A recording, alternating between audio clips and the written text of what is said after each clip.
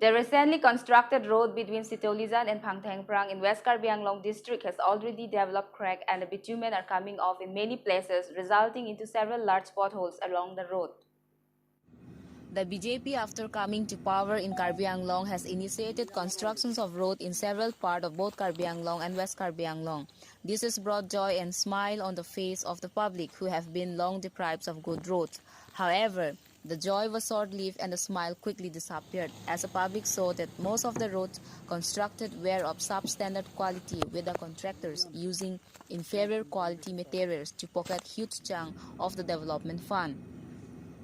One such incident recently came to light in West Karbi Anglong district, where a recently constructed road between Sitolisan and Phangthengprang started coming off in many places just after 1 month, resulting into several large potholes along the road. The road was constructed under the Pradhan Mantri Gram Sadak Yojana to provide better connectivity to the people of the area, but the deteriorating conditions of the road has disappointed the public. Locals have accused the contractors of not thickening the bitumen as per standard in order to reap more profit, and the PWD officials of not supervising the work. The public have now appealed to the Karbi Anglong Autonomous Council to look into the matter and rectify the problem at the earliest.